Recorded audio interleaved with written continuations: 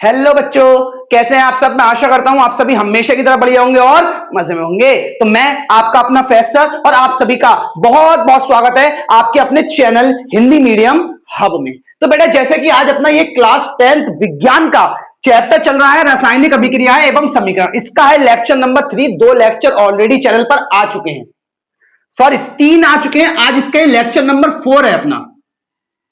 3 आ चुके हैं, 3 lecture already channel पर आ चुके हैं। ये अपना लेक्चर नंबर 4 है। तो अगर आप बेटा क्लास 10th विज्ञान में समस्याओं का सामना कर रहे हो ना, तो क्लास 10th के फिजिक्स, केमिस्ट्री, बायो सभी को मैं आपके लिए बिल्कुल आसान बना दूंगा। आप जीरो हो, मैं आपको हीरो बनाऊंगा। बस आप आ जाओ, वीडियो को बिना स्किप करे अंत तक पूरा देख लेना। तो आज का बेटा जो अपना टॉपिक रहने वाला है वो क्या है? रासायनिक अभिक्रियाओं के प्रकार। देखो, अगर आप ये वीडियो मेरा पहली बार देख रहे हो और आपने क्लास 10th में पढ़ाई करी है या आप करने वाले हो, ठीक है, आपका 10th है, तो आपको क्या करना है ना, आपको सारे वीडियोस देखने हैं। मैं नीचे डिस्क्रिप्शन में टॉप पे प्लेलिस्ट का लिंक डाल दूंगा।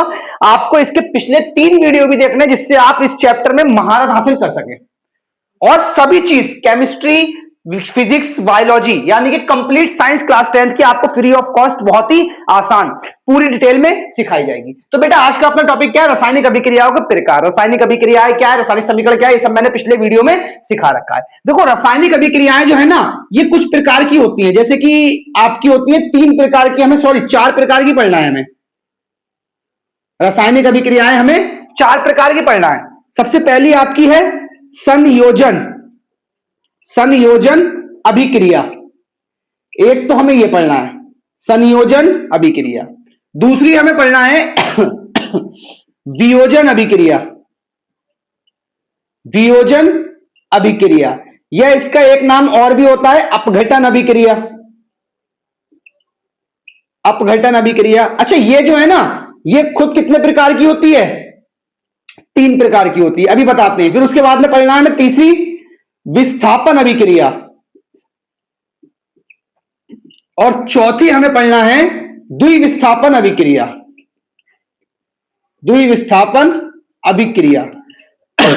इस एक वीडियो में मैं आपको ये चारों की 4 अभिक्रियाएं सिखाने वाला हूं।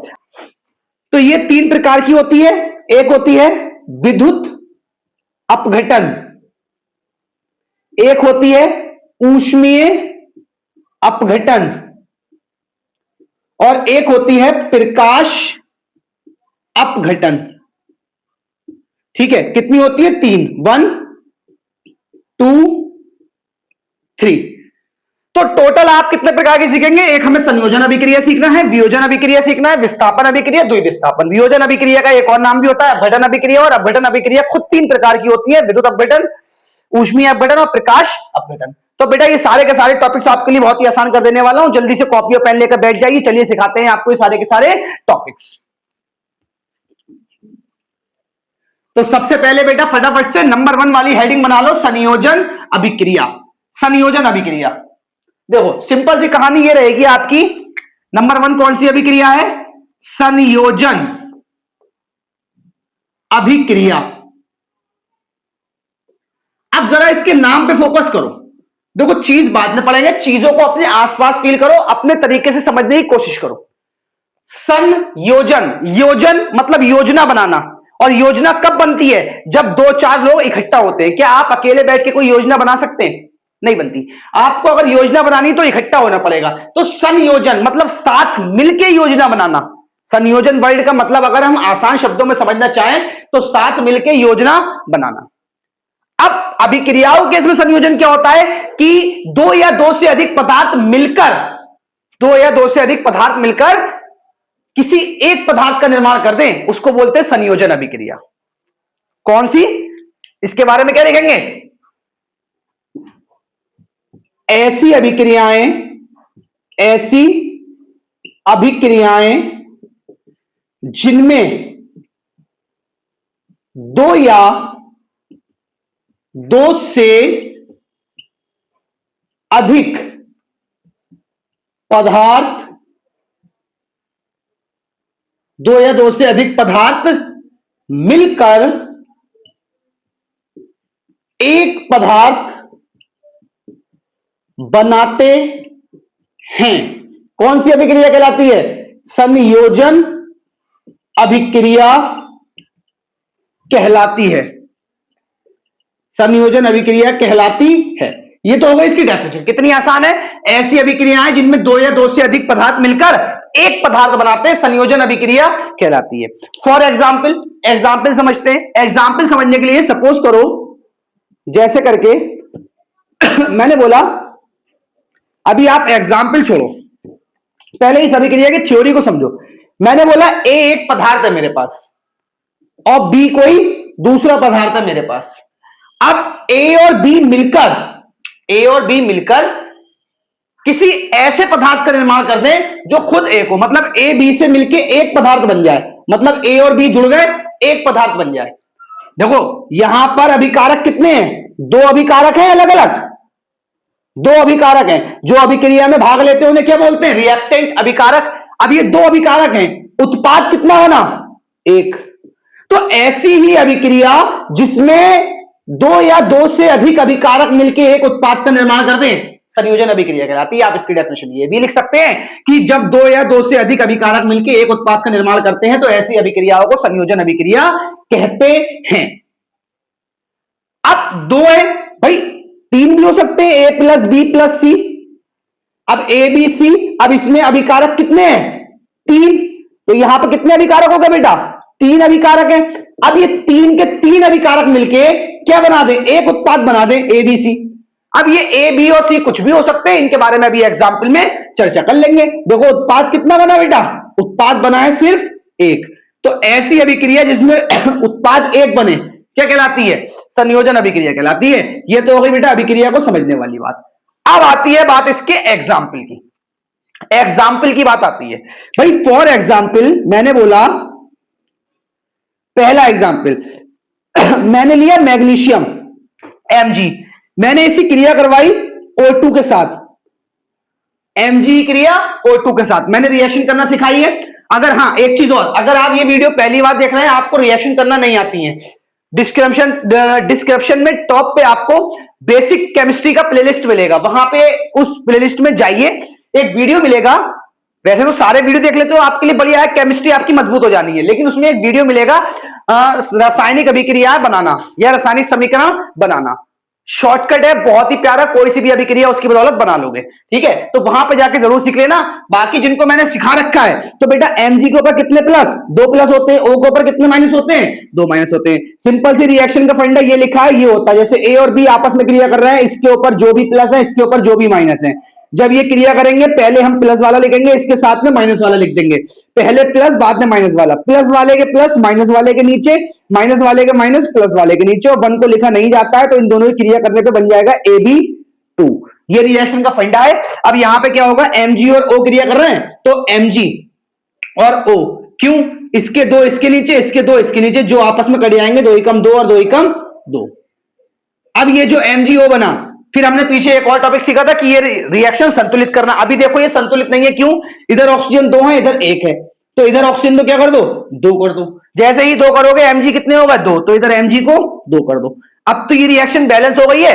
अब इसमें एक चीज नोटिस करो कि ये संयोजन अभिक्रिया है या नहीं है। संयोजन अभिक्रिया क्या कहती है, ऐसी अभिक्रिया जिसमें दो या दो से अधिक पदार्थ मिलकर एक पदार्थ का निर्माण करते हैं। देखो एक पदार्थ मैग्नीशियम, एक पदार्थ ऑक्सीजन, दो पदार्थ मिले और मिलके एक पदार्थ बना दिया जिसका नाम हुआ मैग्नीशियम ऑक्साइड। क्या नाम हुआ इसका, मैग्नीशियम ऑक्साइड।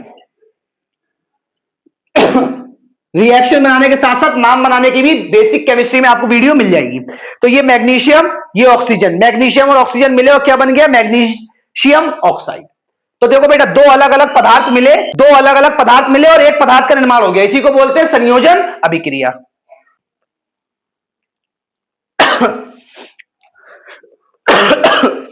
तो बेटा समझ में आया, रिएक्शन आसान है। अगर चाहो तो एक आधा एग्जांपल और भी लिख सकते हो। लाइक हमने दूसरा एग्जांपल लिया, हमने लिया NH3, इसको बोलते हैं अमोनिया, इसकी क्रिया करवा दी HCl के साथ। ये एक अलग पदार्थ, ये एक अलग पदार्थ, अब ये दोनों मिलकर बना देंगे NH4Cl, अमोनियम क्लोराइड।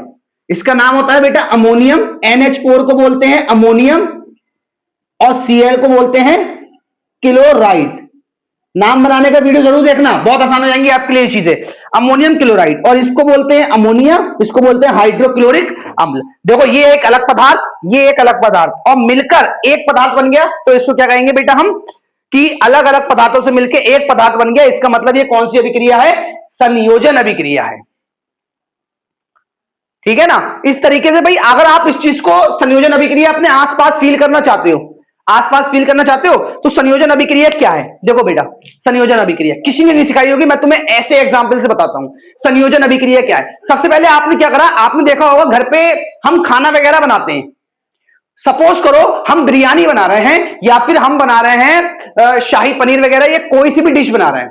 भाई मैंने तो सब बोला कि हम बिरयानी बना रहे हैं। अब हम जो बिरयानी बना रहे हैं, उस बिरयानी को बनाने के लिए क्या हम चावल वगैरह को लें और चावल अलग लें, मसाले अलग लें और बिरयानी बना देंगे? नहीं, अलग अलग रह के बिरयानी नहीं बनना है। तो हम क्या करते हैं, सबसे पहले क्या करते हैं, कुछ खड़े मसाले लेते हैं, कुछ पिसे मसाले लेते हैं। लोग डिशों में जो भी इस्तेमाल करते हैं, जो से मसाले किसी डिश में इस्तेमाल हो रहे हैं। थोड़ा सा ऑयल लेते हैं, बिरयानी बना रहा है तो चावल लेंगे, पानी लेंगे, सब चीजों को क्या करेंगे, एक बर्तन में भरा, और भर के बेटा क्या करा, गैस ऑन करी। गैस ऑन करने के बाद सारे मसाले अलग अलग पदार्थ, सारे मसाले अलग अलग पदार्थ, और सबने मिलकर एक डिश का निर्माण कर दिया जिसको बोला बिरयानी। अब ये जो अलग अलग पदार्थ लाइक काली मिर्च, लौंग हो गई, चावल हो गए, पनीर हो गया, ठीक है, और आपके दूसरे खड़े मसाले हो गए, पानी हो गया, नमक हो गया, मिर्च हो गई, इन सबसे मिलके जो बिरयानी बनी ओवरऑल, तो बिरयानी एक पदार्थ है ना, मतलब अलग अलग मसालों से मिलके एक पदार्थ बनाए। इट मींस वो अभिक्रिया कौन सी अभिक्रिया कहलाएगी, संयोजन अभिक्रिया कहलाएगी। भूल के दिखा दो संयोजन अभिक्रिया किसे कहते हैं। और जो यहां पर ऐसे हैं जो कहें नहीं सर हमें तो बिरयानी बनाना नहीं आती है, तो भैया अगर तुम्हें बिरयानी बनाना नहीं आती, तुमने चाय तो जिंदगी में कभी ना कभी बना के पी होगी। चाय तो हर कोई बना ही लेता है ना। तो चाय बनाने के लिए क्या करते हैं बेटा, दूध, पानी, पत्ती, चीनी, और फ्लेवर के लिए अगर चाहता है बंदा कोई अदरक डाल देता है, ठीक है, किसी पत्ती का इस्तेमाल कर लेता है फ्लेवर के लिए, अलग अलग तरीके की पत्तियां आती हैं, और लौंग, काली मिर्च, मसालेदार चाय बनाने के लिए। तो बेटा आप मसाले कुछ भी डाल दो, एक तरफ आपने अलग अलग पदार्थों को मिलाया, चीनी, पत्ती, पानी, और उनको मिलाने के बाद जो पदार्थ बना, एक बना चाय। और दुनिया की ऐसी हर अभिक्रिया जिसमें अलग अलग पदार्थ मिलके एक उत्पाद का निर्माण कर दें, यानी कि जो बनने वाला पदार्थ है, जो उत्पन्न हुआ पदार्थ है, वो अकेला एक हो, तो ऐसी अभिक्रिया बेटा क्या कहलाती है, संयोजन अभिक्रिया कहलाती है। संयोजन अभिक्रिया कहलाती है। जो भी देख रहा है वीडियो समझ गया होगा संयोजन अभिक्रिया क्या होती है, और आज के बाद नहीं बोलेगा। दुनिया में कहीं पे भी 2, 4, 5, 6 पदार्थ मिल जाएं और मिलके एक पदार्थ का निर्माण कर दें, तो वो हर अभिक्रिया संयोजन अभिक्रिया कहलाएगी। ठीक है बेटा, संयोजन अभिक्रिया समझ गया ना। अगर अभी भी तुम्हारी वीडियो की स्टार्टिंग है और वीडियो अच्छा लग रहा है, पहले ही टॉपिक में तुम्हारे दिमाग की नसें खुल गई हैं और तुम सोचने लगे हो कि हाँ भाई हमें समझ में आ रहा है, तो वीडियो को लाइक करो, साथियों के साथ शेयर कर दो, जिससे वो भी यहां पर आकर केमिस्ट्री को रटना और पढ़ना बंद करके सीखना शुरू कर सके। तो बेटा ये हो गया पहला टॉपिक। मैं साइड में जाता हूं, आप पहले इसका स्क्रीनशॉट ले लो, स्क्रीनशॉट ले लो, फिर क्या करते हैं अगले टॉपिक की ओर चलते हैं। अच्छा, अगले पे जाने से पहले आप ना इसका एक तीसरा एग्जाम्पल और लिख लेना, ये बहुत ज्यादा पूछा गया है, इंपॉर्टेंट एग्जाम्पल है कि CO plus Cl2, carbon monoxide जब क्लोरीन से क्रिया करती है तो बनता है COCl2, जिसको बोलते हैं फास्जीन गैस। फास्जीन गैस, ये गैस जो होती है ना, ये होती है विषैली। इसका इस्तेमाल प्रथम विश्व युद्ध में किया गया था। विषैली गैस होती है। तो आपसे पूछ ले कि फास्जीन गैस कैसी होती है, तो विषैली होती है। इससे तुरंत ही दम घुट के इंसान की या किसी भी जीवित प्राणी की मौत हो जाती है। ठीक है, एक एग्जांपल ये लिख लेना, और अगर और भी लिखना चाहते हो ना तो और भी एग्जांपल लिख सकते हो यार। जैसे कि आपने कार्बन की क्रिया करवाई O2 से, कार्बन अलग पदार्थ, O2 अलग पदार्थ, मिलकर बन गया कार्बन डाइऑक्साइड।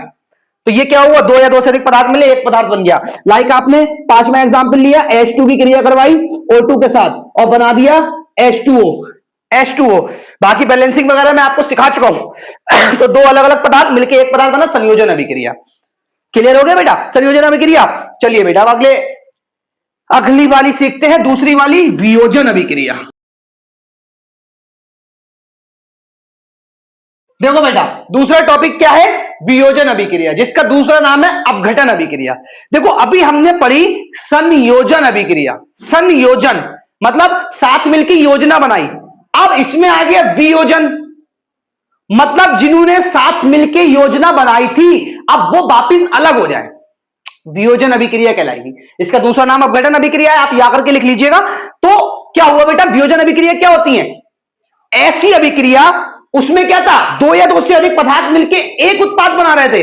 लेकिन यहां पे क्या होगा, देखो सिंपल सा,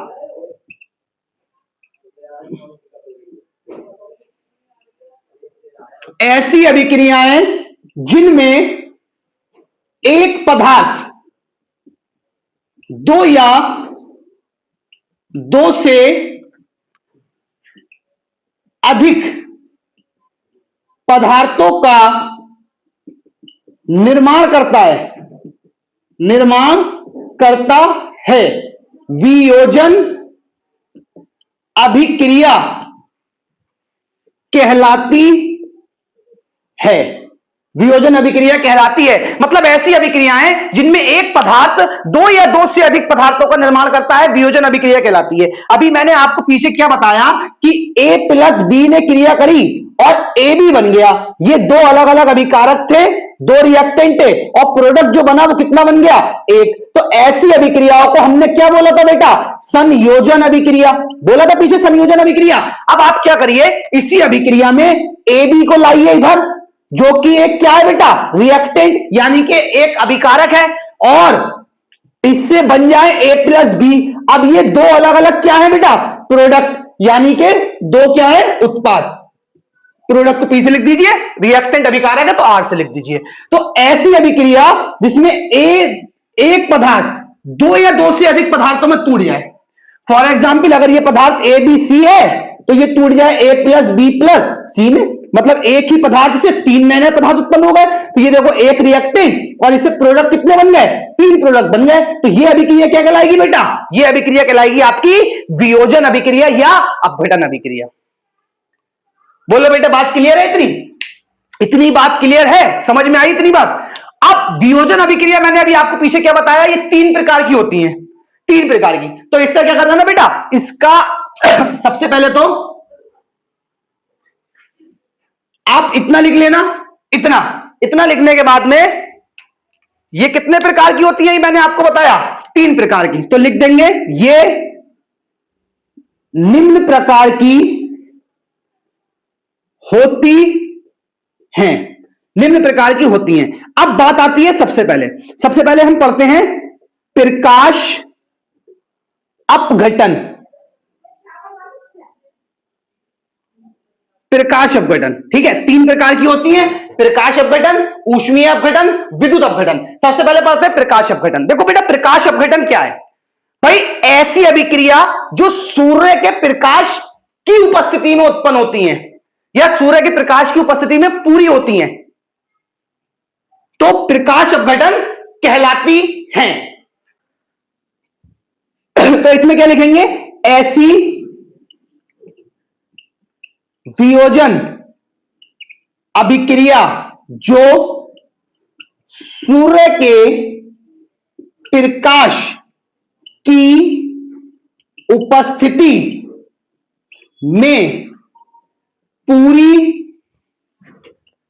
होती है, क्या कहलाती है बेटा, प्रकाश अपघटन कहलाती हैं, प्रकाश अपघटन कहलाती हैं। इसके एग्जाम्पल के लिए आप इसका एक एग्जाम्पल लिख लेना, बहुत ही इंपॉर्टेंट एग्जाम्पल है इसका, AgCl। बहुत इंपॉर्टेंट है, इसके ऊपर क्वेश्चन नहीं बन के आता, क्या बन के आता है वो भी अभी आपको इसके नीचे लिखवा दूंगा। AgCl, अब ये जो AgCl होता है ना, तो ये AgCl जैसे ही ये सिल्वर क्लोराइड है, इसको क्या बोलते हैं बेटा, सिल्वर क्लोराइड। तो सिल्वर क्लोराइड, अब जैसे ही इसकी क्रिया आप, इसको आप, ये एक पदार्थ है, ये अभी नॉर्मल रखा हुआ है, अब ये किसी से अपने आप से नहीं टूटेगा। जैसे ही इसके ये आ जाए सूर्य के प्रकाश के संपर्क में, यानी कि सनलाइट, या सूर्य का प्रकाश लिख दीजिए या फिर सनलाइट, जैसे ही ये सनलाइट की उपस्थिति में आएगा, ये सॉलिड होता है। अब जैसे ही ये सनलाइट की उपस्थिति में आएगा तो ये Ag को अलग कर देगा, प्लस में Cl2 अलग कर देगा। बैलेंस करने के लिए आपका Ag2 लगेगा और यहां पे 2AgCl लगेगा। तो ये जो Ag को अलग करा ना, ये होता है ग्रे कलर का, सिल्वर। अब क्या हुआ, ये सूर्य के प्रकाश की उपस्थिति में आते ही जो जिनसे मिलकर बना था उनमें टूट गया। तो देखो ये एक अभिकारक था, इसने उत्पाद कितने बना दिए, दो अलग अलग उत्पाद बना दिए।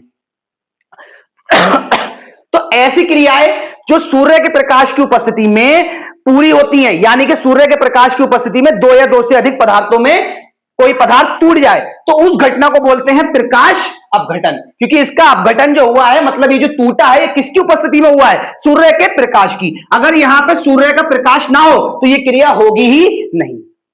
समझ में आया बेटा? अब एक इसके ऊपर ना क्वेश्चन आता है, मैं यहां एक नीचे इसके क्वेश्चन लिखता हूं, आप उस क्वेश्चन को लिख लीजिएगा कि एक क्वेश्चन आता है कि सिल्वर क्लोराइड को काले रंग की बोतल में भरकर रखा जाता है, क्यों? यह सवाल पूछा जाता है कि सिल्वर क्लोराइड को काले रंग की बोतल में भरकर रखा जाता है, क्यों?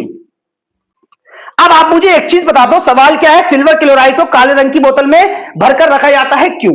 भाई देखो, सूर्य का प्रकाश, जैसे सपोज करो ये हमारा सूरज है, इससे आ रहा है प्रकाश, यूं करके प्रकाश फैल रहा है इसका चारों ओर।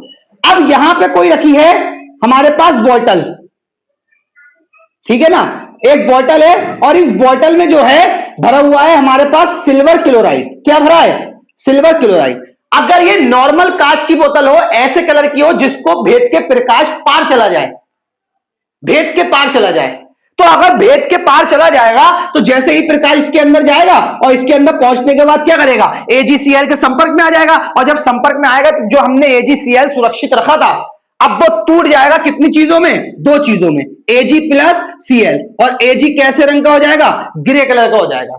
Ag+Cl में टूट जाएगा, टूट जाएगा नहीं टूट जाएगा। तो इसी कारण क्या करते हैं, इसकी बोतल जो होती है ना, इसको लेते हैं काले रंग का। क्यों? क्योंकि काले रंग की बोतल में प्रकाश प्रवेश नहीं कर पाएगा। अगर ये काले रंग की बोतल में भरा हुआ है तो आप इसे कितना प्रकाश के संपर्क में रखा रहने दीजिए, जब तक के प्रकाश अंदर नहीं जाएगा तो ये टूटेगा ही नहीं इन दोनों में, और ये सुरक्षित रहेगा। तो आप इसका आंसर क्या लिख सकते हैं, सिल्वर क्लोराइड को काले रंग की बोतल में भरकर रखा जाता है क्यों?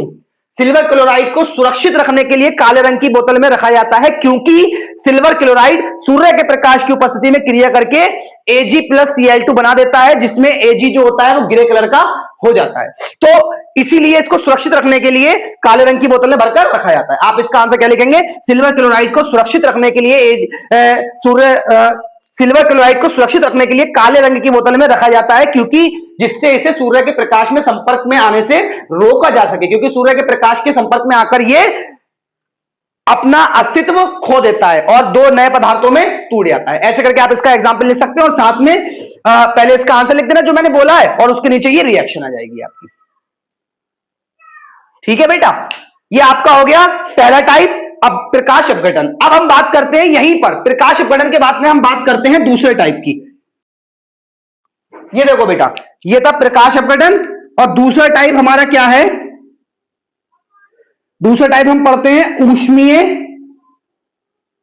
अपघटन। ऊष्मीय अपघटन। तो देखो ऊष्मीय अपघटन क्या होते हैं भाई, इसमें जाहिर सी बात थी, वहां पे प्रकाश के संपर्क में हुई, यहां किसके संपर्क में होगी, ऊष्मीय। तो लिखेंगे ऐसी वियोजन अभिक्रिया जो ऊष्मा के द्वारा पूरी होती हैं, ऊष्मीय अपघटन कहलाती हैं। इसका अगर एग्जाम्पल समझना है ना, मतलब जैसे कि CaCO3, इसको बोलते हैं कैल्शियम कार्बोनेट। कैल्शियम कार्बोनेट, या इसको चूना पत्थर भी बोलते हैं, चूना पत्थर या संगमरमर या खड़िया, ये सब इसी के नाम है। CaCO3 के अलग अलग फॉर्म में पाया जाता है। तो ये ही संगमरमर है, यही चूना पत्थर है, यही कैल्शियम कार्बोनेट है, और यही खड़िया है। तो अगर मैं इसको कैल्शियम कार्बोनेट यानी कि चूना पत्थर, अगर आप नहीं समझ पा रहे तो इसे चौक भी बोलते हैं। चौक में भी यही होता है, जो चौक जिससे लिखा जाता है बोर्ड वगैरह पर। तो आप उस बोर्ड वगैरह वाली चौक को लीजिएगा और उसे कहीं पर ना रखकर गर्म कर दीजिएगा ऊष्मा के संपर्क में। गैस वगैरह पर रख के गर्म कर देना, थोड़ा सा पाउडर बना के उसका, तो क्या होगा, जैसे ही ऊष्मा के संपर्क में आएगी ना तो ये टूटने लगेगी, तो ये बनेगा CaO प्लस में CO2। एक बना कैल्शियम ऑक्साइड जिसको बोलते हैं चूना, और एक साथ में क्या निकल जाएगा, कार्बन डाइऑक्साइड। कार्बन डाइऑक्साइड ये है गैस, ये रिलीज हो जाएगी और ये आपको मिल जाएगा कैल्शियम ऑक्साइड, मतलब चूना अलग हो जाएगा। अब आप इसमें एक चीज देखिए क्या हुआ भाई, ऐसी अभिक्रिया जो ऊष्मा के द्वारा पूरी होती है, अब जैसे ही ये ऊष्मा के संपर्क में आई तो ये इन दो पदार्थों में टूट गई, लेकिन क्या मैं अगर चौक को ऐसे ही रखा रहने दूं, वो ऊष्मा के संपर्क में आए ही ना, तो क्या वो कभी टूटेगी इन दोनों में अपने आप नहीं टूटेगी, तो इसके लिए हमें उसे ऊष्मा देना जरूरी है। तो दुनिया की हर ऐसी अभिक्रिया जो ऊष्मा के संपर्क में आने पर दो या दो से अधिक पदार्थों में टूट जाती हैं, वो कौन सी अभिक्रिया कहलाती हैं, ऊष्मीय अपघटन कहलाती हैं, और जिसका जो मेन नाम होता है वो वियोजन अभिक्रिया या अपघटन अभिक्रिया होता है। ये बेटा इसका दूसरा टाइप हो गया, आप इसका स्क्रीनशॉट लो जल्दी से, फिर इसका तीसरा टाइप पढ़ते हैं। ले लिया बेटा, स्क्रीनशॉट ले लिया? अगर चाहो तो इसके नीचे ना एक नोट और लिख लेना। नोट ये लिखना, ये जो ये वाली अभिक्रिया है ना, इसका उपयोग सीमेंट उद्योग में होता है, सीमेंट इसी के द्वारा बनाया जाता है, ठीक है, ये लिख लेना। बाकी अब करते हैं इसका तीसरा टाइप करते हैं। तीसरा टाइप हमारा कौन सा रह गया बेटा, रह गया विद्युत अपघटन। तो देखो विद्युत अपघटन करते हैं।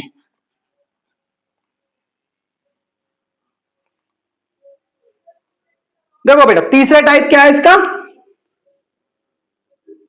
विद्युत अपघटन। विद्युत अपघटन, तो बेटा विद्युत अपघटन अभिक्रिया क्या होती है, ये देखिए सिंपल सा इसके बारे में लिखेंगे, किसी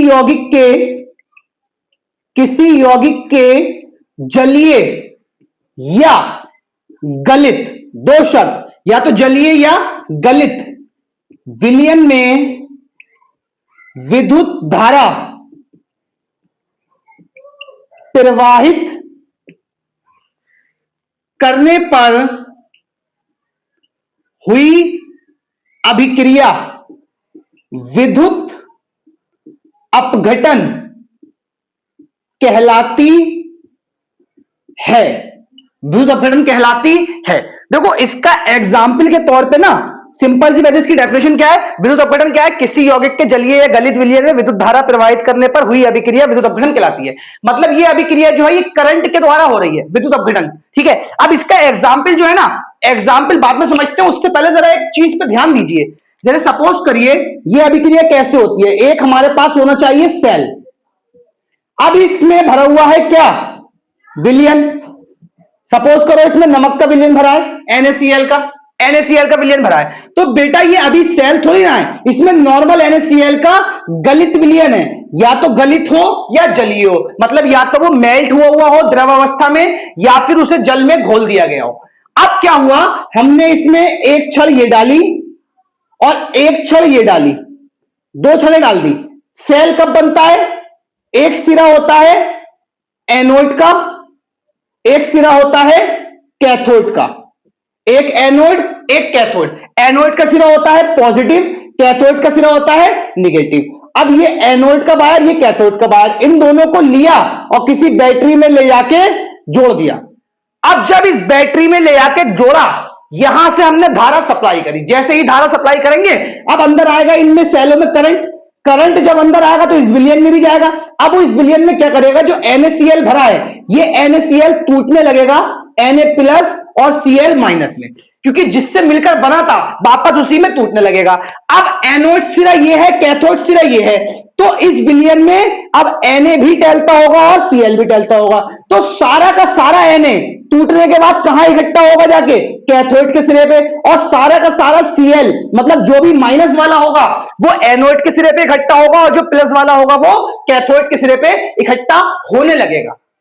ये सीन चलता है सेल के अंदर। अब क्या हुआ, NaCl कौन सा था, गलित, या तो गलित ले लो या फिर जलीय। अब इसमें क्या करा हमने, सबसे पहले विद्युत धारा प्रवाहित कर दी। जैसे ही विद्युत धारा प्रवाहित करी तो विद्युत धारा प्रवाहित करने पर क्या हुआ, ये टूट गया Na+Cl। अच्छा Cl जो है द्वि परमाणु को होता है, Cl2 के फॉर्म में पाया जाता है और Na अकेला पाया जाता है। अब जो ये Na बना, सेल में तो दो हिस्से होते हैं एनोड और कैथोड, Na प्लस का था तो कहां जाके मिलेगा हमें? कैथोड पर। यानी कि प्लस वाली चीज बेटा हमेशा कहां मिलेगी? कैथोड पर। और जो माइनस वाली चीज होगी वो कहां मिलेगी? एनोड पर। बाकी देखो 10th में तो इतना ही है, बाकी ये सेल की जो क्रिया है ना थोड़ी सी डिटेल में और होती है, जो कि क्लास 12 केमिस्ट्री के अंदर आपको सिखाई जाती है। लेकिन अपने दिमाग पे ज्यादा लोड नहीं बढ़ाना है, अभी के लिए जो है वही सीखना है। बस इतना समझ लो कि जो भी प्लस वाला टूटेगा वो कहां जाएगा? कैथोड पर इकट्ठा होगा, कैथोड की छड़ पर जाके इकट्ठा होने लगेगा, और जो माइनस वाला होगा वो एनोड के सिरे पर इकट्ठा होने लगेगा। ठीक है, तो इस तरीके से ये दो चीजें बन गई। अब इस तरीके से आप चाहते हैं, ये आपका पहला एग्जाम्पल हो गया। आप इसका एक दूसरा एग्जाम्पल लेना चाहें तो दूसरा एग्जाम्पल क्या ले सकते हैं भाई? आप ले लो लाइक नॉर्मली जल ले लो। जल तो पहले से ही कौन सी अवस्था में होता है? गलित अवस्था में, या जलीय अवस्था में। तो जल में हमने क्या करा? विद्युत धारा प्रवाहित करी। अब इसमें एक तो H है जो 2 की फॉर्म में पाया जाता है, एक O है जो 2 की फॉर्म में पाया जाता है। पहले तो इसे कर लो बैलेंस, H2 और O2 बनेगा। इधर O एक है, इसे 2 कर दो, जैसे ही O2 हुए H2 हो गए, ये क्रिया हो गई। अब जो H है पॉजिटिव है तो कहां मिलेगा? कैथोड पर। और जो O2 है वो निगेटिव है, कहां मिलेगा? एनोड पर। बस बेटा ये आपकी हो गई विद्युत अपघटन अभिक्रिया। पहले साइड में स्क्रीनशॉट लो, ले लिया स्क्रीनशॉट। तो बेटा अभी हमारी दो अभिक्रिया हो गई है, संयोजन अभिक्रिया और वियोजन या फिर अपघटन अभिक्रिया। वियोजन अभिक्रिया 3 प्रकार की, तीनों की तीन आपको सिखा दी है। अभी बेटा वीडियो थोड़ा सा लंबा और होगा क्योंकि इसमें अभी हमें दो अभिक्रियाएं और सीखनी। तो पहले मैं साइड में हूं, जरा आप एक बार स्क्रीनशॉट इसका मार दो फटाक से, तेजी से मार दिया बेटा स्क्रीनशॉट। देखो बेटा अगले टॉपिक दो हमारे बच्चे हैं, विस्थापन अभिक्रिया, द्विविस्थापन अभिक्रिया। दोनों को एक साथ सिखा दूंगा आपको, विस्थापन और द्विविस्थापन। देखो संयोजन और वियोजन एक दूसरे की उल्टी थी। संयोजन में क्या था? एक पदार्थ सॉरी, दो या दो से अधिक पदार्थों से एक पदार्थ बनता था। वियोजन में क्या था? जो एक पदार्थ था वो दो या दो से अधिक पदार्थों में टूट जाता था। वियोजन 3 प्रकार की थी, या तो वो विद्युत की उपस्थिति में होती है, या ऊष्मा की उपस्थिति में होती है, या प्रकाश की उपस्थिति में। अब तीसरी की बारी है विस्थापन अभिक्रिया और द्विविस्थापन अभिक्रिया। देखो विस्थापन और द्विविस्थापन को सीखने के लिए आपको एक चीज पता होनी चाहिए। एक श्रेणी होती है जिसको बोलते हैं विद्युत रासायनिक श्रेणी। नोट करके लिख लेना, विद्युत रासायनिक श्रेणी। देखो 10th में थोड़ी छोटी है, 11 12th में और बड़ी है। तो अभी के लिए श्रेणी होती क्या है? ये श्रेणी कुछ इस तरीके से होती है।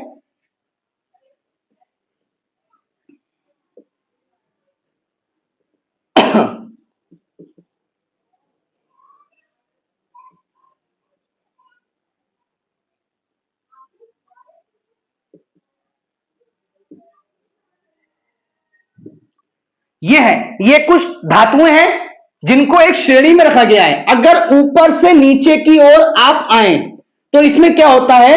ऊपर से नीचे आने पर क्रियाशीलता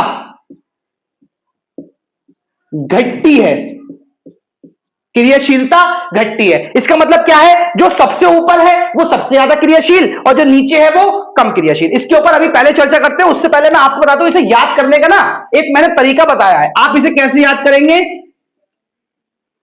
काने मिलाकर पढ़ेंगे। काने का मग आलसी जनखू फेक आया हां तो सॉरी बच्चों को थोड़ा लाइटिंग का इश्यू हो गया था, लाइट खराब हो गई थी। तो अभी आपका क्या चल रहा था? हमारा ये चल रहा था, काने का मग आलसी जनकू फेक आया हां तो क्यों हो गया आज और हंगामा। ठीक है, ये लाइन को पूरा करने के लिए वर्ड। तो वर्ड क्या है? का ना मिला के पढ़ेंगे। काने का मग आलसी जनखू फेक आया हाथ धो। तो यहां पे आप एच को पढ़े हां और दो को पढ़े तो हां तो क्यों हो गया आज और हंगामा। अब देखो बात क्या आती है, ऊपर से नीचे आने पर क्रियाशीलता घटती है। क्रियाशीलता क्या होती है? क्रियाशीलता का मतलब होता है किसी दूसरे के साथ क्रिया करना। क्या मतलब होता है बेटा? किसी दूसरे के साथ क्रिया करना। इट मीन्स जैसे कि क्रियाशीलता, मतलब ये के है, के इस श्रेणी में सबसे ऊपर है ना, तो ऊपर वाली धातु इन सब धातुओं से नीचे वाली क्रियाशील है। इट मीन्स नीचे वाली किसी के साथ भी जुड़ी हो, अगर ये आ जाए तो ये नीचे वालों को उनके स्थान से हटा देगा और खुद उसका स्थान ले लेगा। कहने का अर्थ क्या है? अभी इसको एग्जाम्पल से आपको समझाते हैं। दोनों अभिक्रिया ना ये एक ही बार में खत्म हो जाएंगी, दोनों की दोनों। विस्थापन क्या होती है और द्विविस्थापन क्या होती है, दोनों एक ही साथ में आपको सिखा दूंगा। देखो सबसे पहले पढ़ते हैं विस्थापन अभिक्रिया। देखो क्या होती है? ऐसी अभिक्रिया जिसमें अधिक क्रियाशील तत्व कम क्रियाशील तत्व को उसके स्थान से हटाकर स्वयं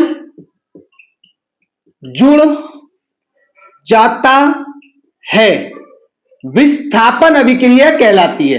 विस्थापन अभिक्रिया कहलाती है। तो सिंपल सी डेफिनेशन बेटा आपकी ये हो जाती है। क्या है डेफिनेशन? ऐसी अभिक्रिया जिसमें अधिक क्रियाशील तत्व कम क्रियाशील तत्व को उसके स्थान से हटाकर स्वयं जुड़ जाता है, विस्थापन अभिक्रिया कहलाती है। फॉर एग्जाम्पल, आप एक एग्जाम्पल लीजिए। एग्जाम्पल के तौर पे ना आप सबसे आसान इसका एग्जाम्पल ले लीजिए। एक विलयन होता है CuSO4 का, CuSO4, इसकी क्रिया आप करवाइए Zn के साथ। अब देखो इसमें Cu एक तत्व, SO4 एक तत्व, Zn एक तत्व। क्या हुआ? मैं आपको थोड़ा सा इसे अलग तरीके से सिखाता हूं। सपोज करो ये एक लड़की है जो कि दोस्त है इस वाली लड़की की, तो ये दोनों जो है ना ये बेस्ट फ्रेंड है। दोनों क्या है? बेस्ट फ्रेंड है। अब क्या हुआ? जो Zn है ना, Zn इस Cu से ज्यादा सुंदर है। सपोज करो क्रियाशीलता की हमने तुलना कर दी सुंदरता से, तो जो ये Zn है ये Cu से ज्यादा सुंदर है, और जो SO4 है वो Cu की दोस्त है। लेकिन क्या हुआ कि SO4 को ये अच्छी लगने लगी, Zn, SO4 को Zn अच्छी लगने लगी क्योंकि वो सुंदर है। तो SO4 चाहती है कि मैं इससे दोस्ती करूं, तो SO4 क्या करेंगी? SO4 अगर इससे दोस्ती करना चाहती हैं तो ये डिपेंड करेगा इस चीज पे कि ये Zn सुंदर है, तो Zn क्या करेंगी? Zn Cu के जगह Zn क्या करेंगी? SO4 के साथ दोस्ती कर लेंगी, और SO4 के साथ दोस्ती जब Zn की हो जाएगी तो Cu बेचारी जो इनकी बेस्ट फ्रेंड हुआ करती थी, अब वो क्या हो जाएंगी? अब वो रह जाएंगी अकेली। क्यों? क्योंकि Zn बेटा अधिक क्रियाशील थी। अब ये दोनों मिलकर बन गए क्या?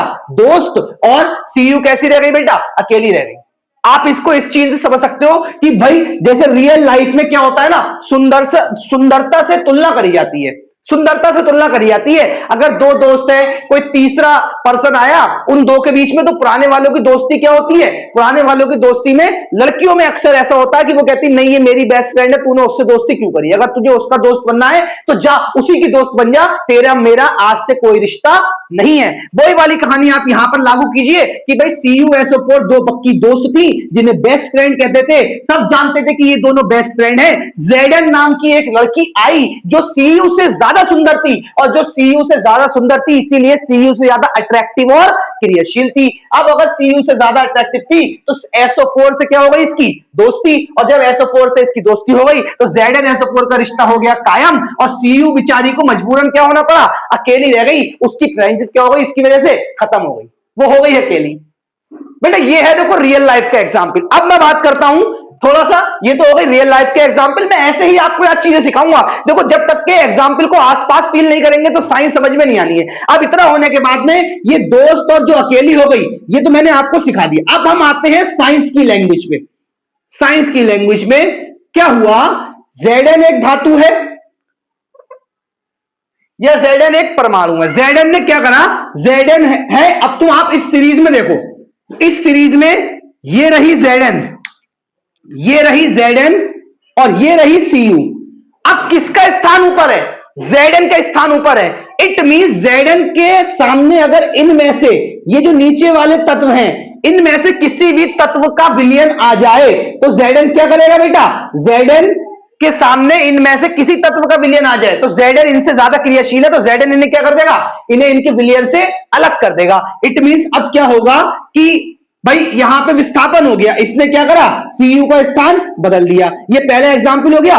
फॉर एग्जाम्पल अगर मैं ले लूं ZnSO4 का विलयन, ZnSO4 का विलयन, अब आप क्या करेंगे, ZnSO4 का विलयन लिया, कोई ऐसा तत्व ले लो जो Zn के ऊपर आता हो, लाइक हमने ले लिया Ca, तो क्या होगा, अब Ca जो है ये इस श्रेणी में Zn के ऊपर आता है, मतलब ये Zn से भी ज्यादा क्रियाशील है। इट मींस यहां से लेके Mg से लेके नीचे तक कोई सा भी तत्व आ जाए तो Ca उनको क्या कर सकता है, विस्थापित कर सकता है। तो Ca क्या करेगा, Zn को विस्थापित कर देगा, CaSO4 बना देगा, प्लस में Zn अलग हो जाएगा। तो ऐसी अभिक्रिया जिसमें कोई तीसरा आके पहले वाले दो के बीच में क्या कर दे, विस्थापन, मतलब Zn आया उसने Cu से अपना स्थान बदल दिया, क्यों, क्योंकि Zn Cu से ज्यादा क्रियाशील है, तो Zn ने अपना स्थान बदल दिया। इसी कारण ऐसी अभिक्रिया जिसमें एक पदार्थ में कोई तत्व या परमाणु आके उसके थोड़े से हिस्से को खुद से विस्थापित कर दे कहलाती है विस्थापन अभिक्रिया। समझ में आई, क्या कहलाती है, विस्थापन अभिक्रिया।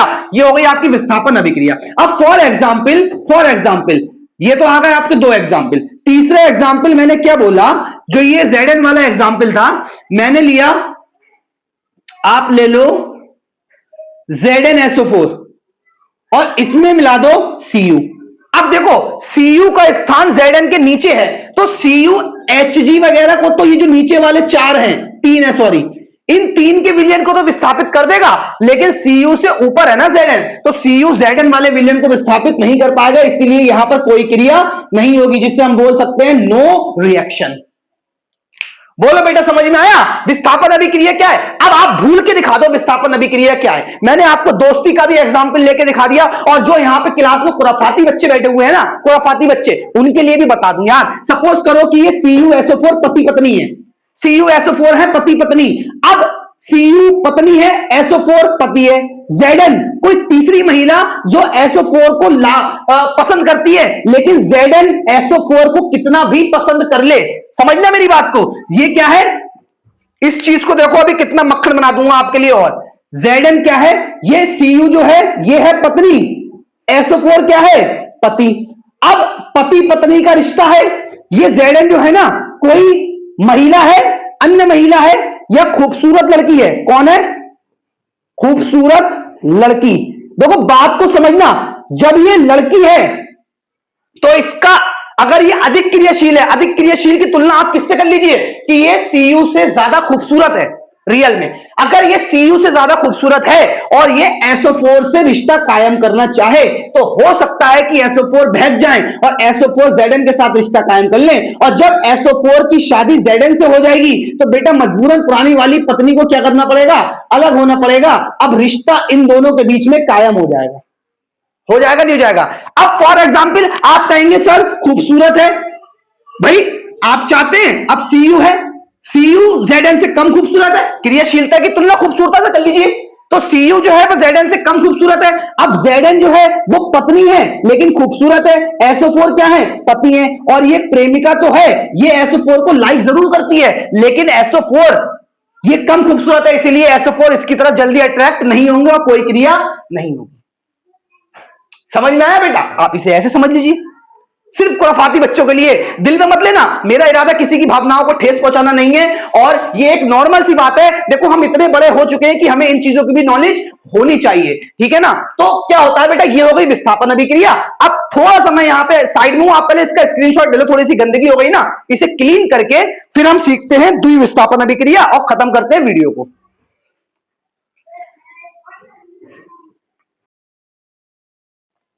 अब देखो बेटा द्विविस्थापन क्या होती है, ऐसी अभिक्रिया जिसमें दो या दो से अधिक, अधिक वाली बात रहने दो, दो परमाणुओं का आदान प्रदान होता है, आदान प्रदान होता है, द्विविस्थापन अभिक्रिया कहलाती है। अब बोला क्या है, बात को समझना। क्या बोला है? ऐसी अभिक्रिया जिसमें दो परमाणुओं का आदान प्रदान होता है द्विविस्थापन अभिक्रिया कहलाती है। इसको भी ना आप इसी से करेंगे, इसी सीरीज से। भाई मसला क्या है, दोनों ओर से। इसमें क्या था, इसमें एक ओर से आदान प्रदान हुआ, मतलब किसी एक ने स्थान बदला। अब क्या होगा, दो अलग अलग पदार्थ होंगे और दोनों ही आपस में क्या कर देंगे, स्थान बदल लेंगे। जैसे कि इसका पहला एग्जाम्पल है AgNO3, इसकी क्रिया करवा रहा है KCl के साथ में। अब देखो बेटा क्या होगा, AgNO3 और KCl। अब AgNO3 क्या है, AgNO3 और KCl। अब इसमें देखिए, आप इस सीरीज में देखिए, K सबसे ऊपर आता है, मतलब K सबसे ज्यादा खूबसूरत है ऐसा मान लीजिए, सबसे ज्यादा क्रियाशील है। तो K क्या करेगा, K कहेगा बेटा तुम NO3 के साथ हो, तुम्हारा रिश्ता NO3 के साथ है, मतलब ये एक दोस्त और ये कोई दूसरा दोस्त, और ये दोनों के दोनों क्या है, बेस्ट फ्रेंड। ये है बेस्ट फ्रेंड, लेकिन क्या हुआ, ये दोस्त किसके, इसके दोस्त, और ये दोनों के दोनों क्या है बेटा, बेस्ट फ्रेंड। अब ये आपस में बेस्ट फ्रेंड, ये आपस में बेस्ट फ्रेंड। क्या हुआ, के तो बहुत ज्यादा सुंदर है, तो के ने क्या करा, के NO3 को लाइक करते हैं। अब जब के NO3 के पास आए, NO3 ने देखा यार ये तो बहुत खूबसूरत है, तो NO3 ने कहा चलो भैया हम दोनों मिलके क्या बन जाते हैं, बेस्ट फ्रेंड बन जाते हैं। अब के NO3 मिलके बन गए बेस्ट फ्रेंड, बचा कौन बेटा, Ag और Cl। अब ये दोनों जब दोस्त बने तो Ag और Cl अकेले रह गए ना, ठीक है। तो क्या हुआ ना, अब जब KNO3 ने इसके साथ रिश्ता कायम कर लिया, Ag और Cl बचे, तो इन्होंने कहा भैया जब तुम दोनों बन गए हो दोस्त, तो हम भी क्यों रहे अधूरे, हम दोनों भी मिलकर हो जाएंगे पूरे और बन जाएंगे बेटा बेस्ट फ्रेंड। तो इसमें हुआ क्या, ये एक अलग पदार्थ, ये था एक अलग पदार्थ जिसका नाम था KCl, और AgNO3 था एक अलग पदार्थ, दोनों अलग पदार्थ थे। इसके Ag परमाणु ने Cl के साथ, इसके K परमाणु ने NO3 के साथ। इसका मतलब Ag और K दो अलग अलग परमाणु है, दो अलग अलग पदार्थों में, दोनों का एक दूसरे से क्या हुआ, स्थान बदल गया। दो ओर से विस्थापन हुआ तो द्विविस्थापन कहलाया, एक ओर से विस्थापन हुआ तो नॉर्मल विस्थापन कहलाया। समझ में आया बेटा, देखो कितना आसान कर दिया मैंने यार। मैं उम्मीद करता हूं सब मेरी बातों से समझ गया होगा, ये सब तो सबने रियल लाइफ में फेस भी किया होगा। तो विस्थापन अभिक्रिया और द्विविस्थापन मैंने दोनों आपको समझा दिए। अब जल्दी से मैं साइड में जाता हूं, आप पहले इसका स्क्रीनशॉट लो, फिर इन दोनों अभिक्रियाओं में अंतर पूछा जाता है वो और कर लेते हैं, वीडियो खत्म करते हैं। और ये लाइन बेटा याद जरूर कर लेना, बहुत ही काम की लाइन है, इसके बिना आप क्वेश्चन नहीं कर पाओगे। अभी छुटपुट सवाल में क्वेश्चन करेंगे ना तो काम में आएगी ये भी। बेटा अंतर पूछा जाता है, अंतर किसके बीच में पूछा जाता है, विस्थापन अभिक्रिया और द्विविस्थापन अभिक्रिया, इन दोनों के बीच में पूछा जाता है आपसे अंतर, ठीक है ना। अंतर पूछा जाता है, बहुत इंपॉर्टेंट है अंतर वाला पॉइंट जो है, बहुत इंपॉर्टेंट है। HHDMI बहुत ज्यादा इंपॉर्टेंट है, जिसमें द्विविस्थापन अभिक्रिया भी बहुत ज्यादा पूछी जाती है। Highly superly duperly most important. अब देखो सीन क्या है, सबसे पहला अंतर, इसमें आप लिखेंगे परिभाषा, और इसका पहला पॉइंट भी क्या लिखेंगे, परिभाषा। दूसरा पॉइंट लिखेंगे इसका उदाहरण, और दूसरा पॉइंट इसमें लिखेंगे उदाहरण। तीसरा पॉइंट लिखेंगे इसमें केवल एक परमाणु का विस्थापन होता है, विस्थापन होता है। इधर लिख देना, इसमें दो परमाणुओं का दोनों ओर विस्थापन होता है, दो परमाणुओं का विस्थापन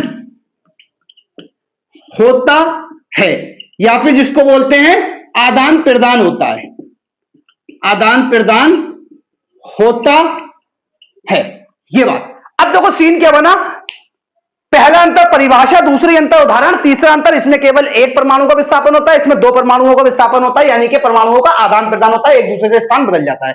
अब जो यहां पर पढ़ाई कर रहे हैं बेटा, मैं इतना बता दूं, अब ये जो परिभाषा लिखा है ना, तुम इतने छोटे नहीं हो, अब 10th क्लास में आ चुके हो, थोड़ा सा बड़ा सोचना पड़ेगा। तो ये परिभाषा एग्जाम में नंबर 1 करके कि सर ने उदाहरण अंतर ऐसे लिखवाया था, ऐसे लिखा है, ऐसा मत कर देना।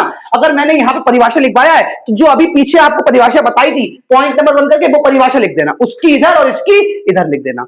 और जब उदाहरण की बात है, इसका कोई सा एक एग्जाम्पल लिख देना, इसका कोई सा एक एग्जाम्पल लिख देना, फिर नीचे वाला पॉइंट सेम लिख देना, ये आपका अंतर हो जाएगा। समझ में आया बेटा? पहले मैं साइड में तो स्क्रीनशॉट लो इसका, ले लिया बेटा, स्क्रीनशॉट ले लिया। अब देखो मैंने सारे टॉपिक्स आपको सिखा दिए हैं, एक बार मैं रिपीट कर देता हूं चंद शब्दों में।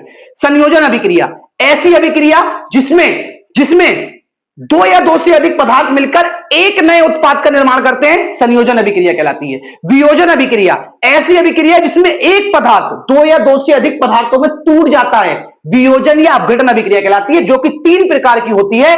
प्रकाश अपघटन, अगर सूर्य के प्रकाश की उपस्थिति में एक पदार्थ दो या अधिक पदार्थों में टूटता है तो उसे प्रकाश अपघटन बोलते हैं। और दूसरा आपका ऊष्मीय अपघटन, अगर ऊष्मा की उपस्थिति में कोई एक पदार्थ दो या दो से अधिक पदार्थों में टूटता है या दो या दो से अधिक नए पदार्थ बनाता है तो उसे ऊष्मीय अपघटन बोलते हैं। और तीसरा होता है विद्युत अपघटन, अगर विद्युत धारा के संपर्क में विद्युत धारा प्रवाहित करके किसी गलित या जलीय विलयन को एक पदार्थ को दो या दो से अधिक पदार्थों में तोड़ दिया जाए या दो या दो से अधिक नए पदार्थ बना दिए जाए तो वो कहलाता है विद्युत अपघटन। तीसरा टाइप हमने पढ़ा विस्थापन अभिक्रिया, ऐसी अभिक्रिया जिसमें एक परमाणु हो एक पदार्थ हो, परमाणु क्या करे, पदार्थ से किसी एक परमाणु का विस्थापन कर दे, वो कहलाती है विस्थापन अभिक्रिया। दूसरी हमने पढ़ी द्विविस्थापन अभिक्रिया, मतलब एक कोई पदार्थ है और एक कोई दूसरा पदार्थ है, दोनों पदार्थ का थोड़ा थोड़ा हिस्सा आपस में चेंज हो जाए तो उसको बोलते हैं द्विविस्थापन अभिक्रिया, जिसमें आदान प्रदान होता है। ठीक है, ये थी आज की क्लास की हमारा सब लेखा जोखा चंद शब्दों में। अब अगर वीडियो अच्छा लगा है तो लाइक करके बताना और कमेंट में मुझे जरूर बताया करो यार, कमेंट आप लोग करते ही नहीं हो, कमेंट करके बताया करो कि आपको क्या दिक्कत या परेशानी, जिससे मैं वीडियो को आपके लिए और आसान तरीके से ला सकूं। यार इतना आसान तो कर ही दिया है मैंने, अगर आप अपनी परेशानी बताओगे तो मैं उन्हें समझकर और ज्यादा आसान करके चीजों को आपके सामने लेकर आऊंगा। ठीक है बेटा, तो इसी के साथ मैं आपसे अलविदा लेना चाहूंगा, फिर मुलाकात होगी एक नया धमाकेदार वीडियो के साथ। चैनल पर पहली बार आए तो सब्सक्राइब करके जरूर जाना।